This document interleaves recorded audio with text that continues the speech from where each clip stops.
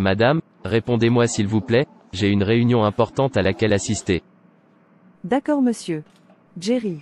Allez y assister, le client. Ok maman. Pourquoi pleures-tu? As-tu besoin de quelque chose? Maman, je ne peux pas m'en empêcher. Quel est le problème fils? Est-ce que quelqu'un t'a insulté? Maman, ne m'as-tu pas dit que Dieu est tout puissant et le plus puissant?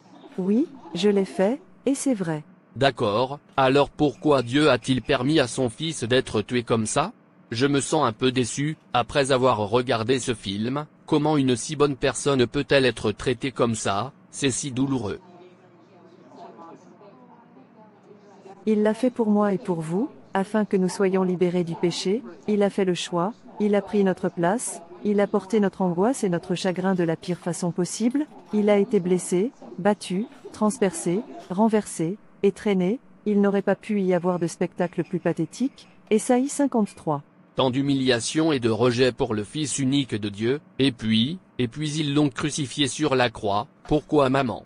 Nos mensonges, vols, malédictions, combats, meurtres et toutes sortes de péchés en nous causent sa mort, il est mort pour nous sauver de la mort dans le péché, il est mort pour que nous vivions, nous devons rester loin du péché, parce que, cela sa mort, aurait pu être moi, cela aurait pu être vous, suspendu là sur la croix, éprouvant cette douleur atroce et cette humiliation, parce que tout être humain né d'une femme est en proie au péché, Romains 3 verset 23, Ésaïe 53 verset 6, et à une condamnation à mort, suspendu au-dessus de sa tête, car le salaire du péché est la mort, notre Seigneur Jésus a choisi de payer notre salaire de sa vie, il a payé tout ce que nous devions, afin que nous ne fassions pas face à la colère de Dieu.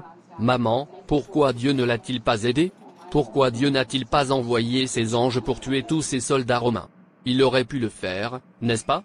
Oui, Jerry, il aurait pu, mais il ne l'a pas fait, croyez-moi, cela a dû être douloureux, pour Dieu, de regarder son Fils unique, prendre le péché du monde entier, sur lui-même, mais Dieu devait respecter la décision de sauver l'homme, la mort du Christ et tout ce qui concernait le chemin, sa mort faisait tous partie du plan visant à sauver l'humanité de la perte. Je ne comprends pas maman, c'était quel plan? Le plan était de sauver l'homme de la mort éternelle, les péchés de l'homme ont amené la division entre l'homme et Dieu, cela a également amené la mort sur l'homme, initialement le but de Dieu pour l'homme, est que l'homme vive éternellement, mais d'abord Adam et Ève, détruit le but de Dieu dans l'humain, en choisissant de pécher contre Dieu, Adam et Ève, ont désobéi à Dieu, et ce fut le début de la chute de l'homme, les péchés de l'homme sont devenus si nombreux, que cela met Dieu en colère, mais Dieu nous aime toujours, il veut encore que nous vivions, l'amour qu'il a pour nous était, et est en excès, alors il demande qui ira pour moi, qui les sauvera, Jésus a dit, Père m'a envoyé, Jésus a choisi de nous sauver, ayant été prédestiné depuis la fondation du monde pour mourir pour les péchés de l'humanité, le Christ est venu dans ce monde, a vécu dans la chair, a marché parmi les hommes, a expérimenté de première main le désordre, la méchanceté et la fragilité de l'homme. Il était pleinement conscient de la mission à accomplir, il savait que c'était une mission mortelle, une mission qui lui coûterait la vie, c'était une mission de sauver l'homme de la souillure et de la dépravation du péché, car rien ne pourrait jamais expier les péchés de l'homme, sauf son sang pur et sacré. Jerry, vis-tu toujours dans le péché de mentir, de voler, de te battre, de jurer, de désobéir à tes parents et à la parole de Dieu?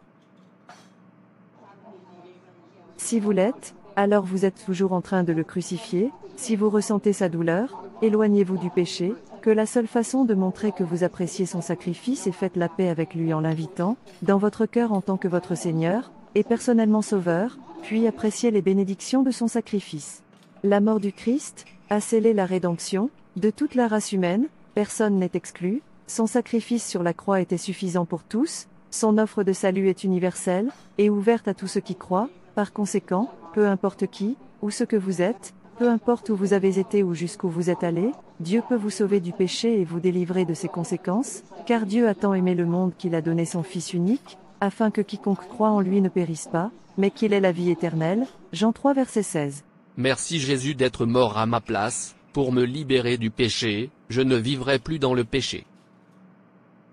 Avez-vous fait cela? Avez-vous donné votre vie à Jésus?